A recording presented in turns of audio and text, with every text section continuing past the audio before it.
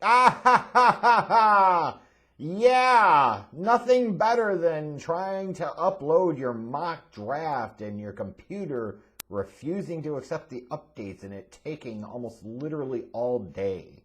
Like, you want to do it at 8 a.m., and I'm sitting here at 6 p.m. Eastern finally recording this bad boy. But nonetheless, I'm here trying to squeeze this in right under the radar. No, not right under the radar. Right under the wire. There we go, something like that. Anyways, it is time. My final 2021 NFL mock draft. Now I'm just going to be completely transparent here. I don't feel good about any of this.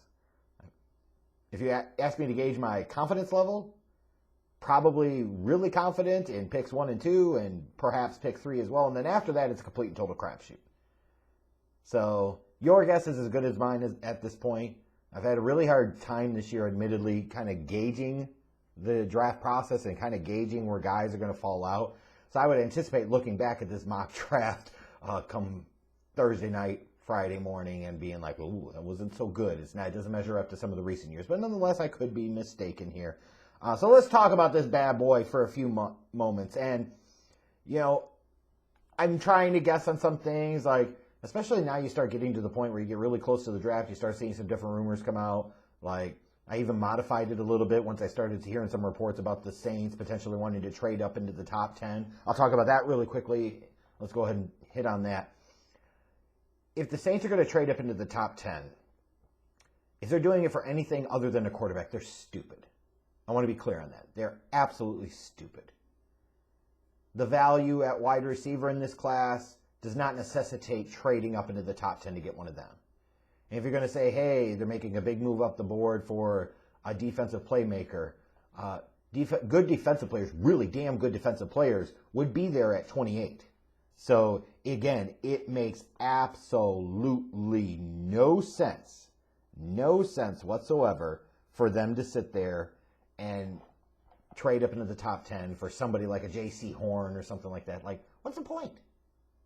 Offense wins championships now.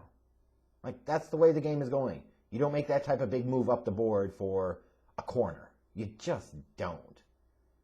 Especially when the corner talent isn't that particularly special in this class. And you don't have one guy that stands out so clearly headed shoulders above the rest as an elite level prospect compared to some other guys.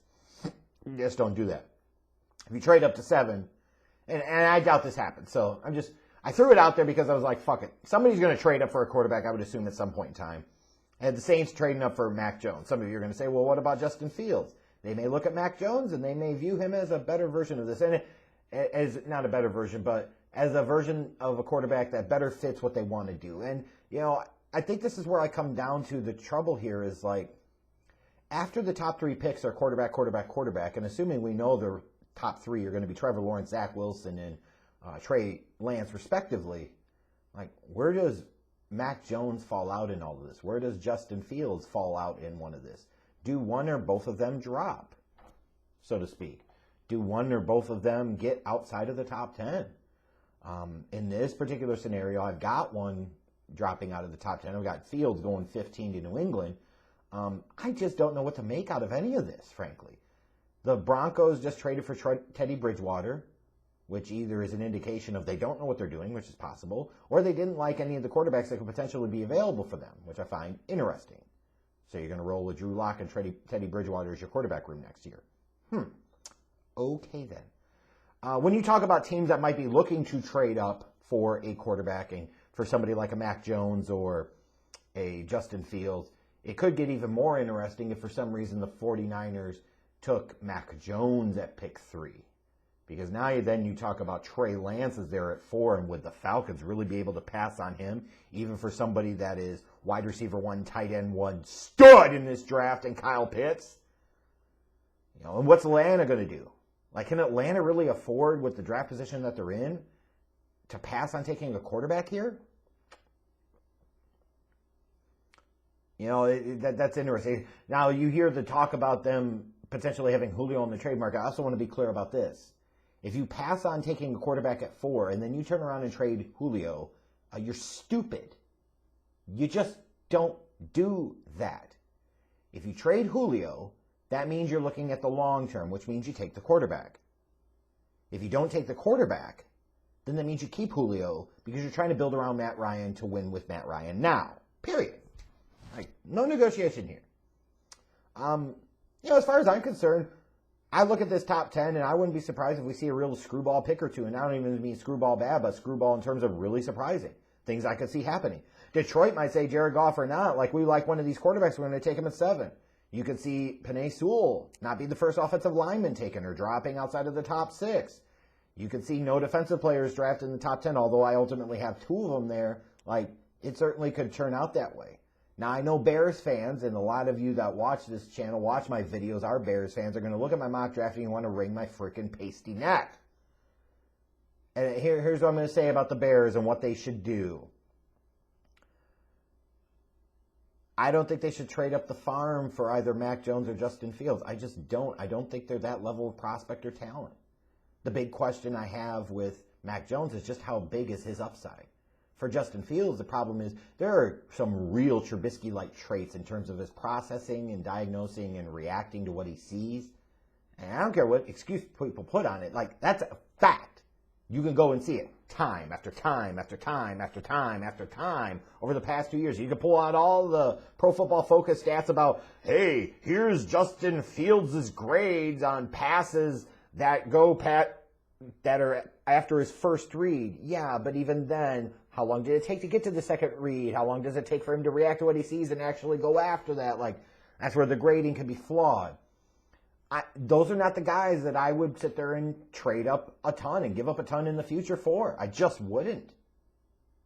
I know that's going to be unpopular with Bears fans, but so be it. As far as I'm concerned, based off of that organization and fan base's history, the more y'all disagree with me, the more right I probably am. Just reality. And if you start talking about, like, in an ideal situation, if you're a Bears fan, you want to come out of night 1 with the quarterback, and I understand it and I get it. And to me, it would be intriguing to end up with a Mac Jones or a Justin Fields. Even though you got to really question, do you really want Ryan Pace to make that decision? Do you really want to? Do you want to? That said, if we can get some type of squirrely scenario that we haven't really envisioned, where both of these quarterbacks drop out of the top 10, which could be possible, not likely, but possible. If both of them drop out of the top 10, then who knows what the hell happens. And at that point in time, I would say all bets are off. Go get one of those damn guys. If Justin Fields is still there at 13, I would hope at that point in time, well, I didn't have the highest grade on Justin Fields, and certainly compared to a lot of others, I did not. And I certainly understand the reason for their grades because I think he has a tremendous amount of upside. I really do. From a talent standpoint, he can be quarterback 1. I would agree with that. I also think he could be a massive bust. But you start getting to 13 to where you might only have to give up a second-round pick and maybe a second or third next year to move up those 7 slots. Like, that changes the game and the conversation for me with Justin Fields. It absolutely does. And maybe to a slightly lesser degree with a Mac Jones. If you're the Bears, you're also sitting there, there's a possibility that you might not be able to move up. You might not find the right dance partner. You might have to give up too much, and you're not going to want to do that.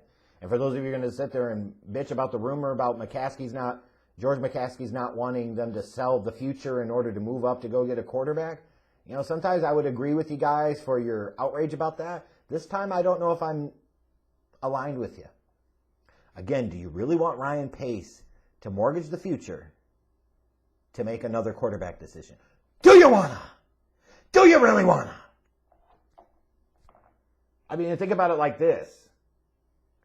What happens if it doesn't work? What happens if the Bears have a bad year in 2021? Then you're firing Pace and potentially not having a first-round pick. Who the hell wants to be the GM then at that point in time? That said, though, I could also counter by saying, well, George McCaskey, you're the one that kept Pretty Boy Pace around. If you kept him around, you shouldn't be keeping him around thinking he's only going to be there for 1 year. As a result, he should have carte blanche to do whatever the fuck he wants. Otherwise, why in the hell did you keep him? But Bears fans should be prepared for the possibility that they may try to move up, but may not be able to do it. And if they don't, then you're looking at offensive tackle, wide receiver. I certainly think offensive tackle will provide really, really good value there at pick 20 because they definitely have a need there. So a good situation of where need and value meet up to a lesser degree with wide receiver, but certainly offensive line. And then some of you Bears fans are going to look at my mock draft and who I haven't taken at 20 and saying, fuck you. And right? It is fuck us if they come out of this draft drafting a corner in round 1. I don't care how damn good or special they are. I don't care if you told me that Greg Newsome II or a Caleb Farley or somebody else was Peanut fucking Tillman. Who gives a shit? Want no parts of drafting a corner at 20.